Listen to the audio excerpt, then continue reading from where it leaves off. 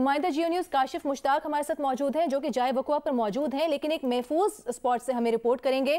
काशिफ, बताइएगा आप क्या मालूमात दे सकते हैं हमें? 2 दहशतगर्दों के हलाक होने की इत्तला आ चुकी है।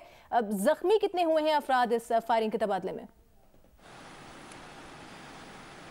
जी देखें, सबसे पहले आपको बताएं कि 6 अफराद जो है वो इसमें ज़ख्मी हुए हैं, जिन्हें जिना अस्पताल मुंतकिल कर दिया गया है, जिसमें 2 रेंजर्स एहलकार और दीगर जो लोग हैं वो शामिल हैं। ताहम आईजी सिंध से हमारी तफसीली बात हुई है, उनकी जानिब से ये कन्फर्म किया गया है कि 2 दहशतगर्द हलाक हो गए हैं, जबकि इस KPO की जो बिल्डिंग है इसके 3 फ्लोर को जो है वो मुकम्मल तौर पर क्लियर कर लिया गया है। सबसे पहले इस इमारत की जो है वो लाइट्स बंद की गई थी, उसके बाद ऑपरेशन को मजीद अगले मरहले में दाखिल किया गया था। उसके बाद इस पूरी शारा फैसल की जो अतराफ़ की सड़कें हैं, इसकी तमाम तर जो लाइट्स हैं वो बंद कर दी गई हैं और यहाँ हमें भी जो है वो महफूज मकाम पर रहने की हिदायत जारी कर दी गई है। वक्फे वक्फे से फायरिंग का सिलसिला जो जारी है। अभी की अपडेट ये है कि अब से कुछ देर कबल ही जो यहाँ एम्बुलेंसेस मौजूद थे उन्हें जो है वो अंदर तलब किया गया है। साथ साथ जो पुलिस की 72 बंद गाड़ियाँ यहाँ मौजूद थे उन्हें अंदर तलब कर लिया गया है। शारा फैसल के दोनों ट्रैक को जो है वो मुकम्मल तौर पर बंद कर लिया गया है। जब IG सिंध से हमारी बात हुई थी तो उनकी जानिब से बताया गया था मुमकिन तौर पर 6 से 7 दहशतगर्द जो हैं वो अंदर मौजूद थे, जिनमें से जो है वो 2 दहशतगर्दों को जो है वो हलाक कर दिया गया है, जबकि 3 जो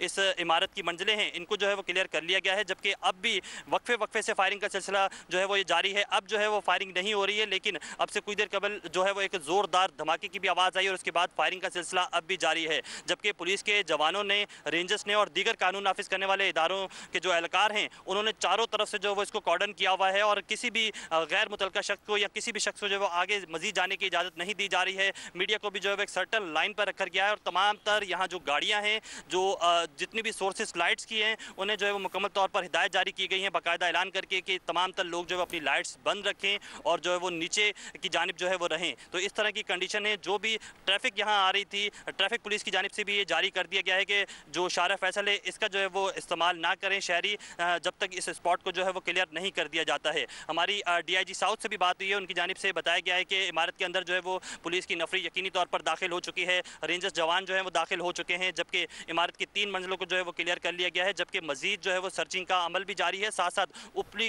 जो मंजिलें हैं उनकी तरफ भी जो है वो जाने की कोशिश की जा रही है। जैसे ही जो है वो जवान आगे की जानिब बढ़ते हैं तो एक फायरिंग का सिलसिला जो है वो शुरू हो जाता है। उसके बाद जो है वो हम देखते हैं कि फायरिंग का सिलसिला जो है रुक जाता है। मैं अपने कैमरामैन से कहूँगा कि अगर आपको कुछ हद तक दिखा सके, चूँकि लाइट कम है, शायद इस्माइल अगर आपको दिखाएं तो इस वक्त जो ये इमारत है इसकी लाइट्स जो है वो ऑन कर दी गई है, जबकि एतराफ की तमाम तर जो 2 दहशतगर्दों को हलाक कर दिया गया है। पुलिस ऑपरेशन इस वक्त भी जारी है। कुछ देर पहले हमने वज़ीर आला सिंध से भी इस बारे में बात की। उनका कहना था कि KPO ऑफिस पर हमला तशवीशनाक है। 5 मंजिला इमारत को पुलिस और रेंजर्स ने 30वीं मंजिल तक क्लियर करवा लिया है।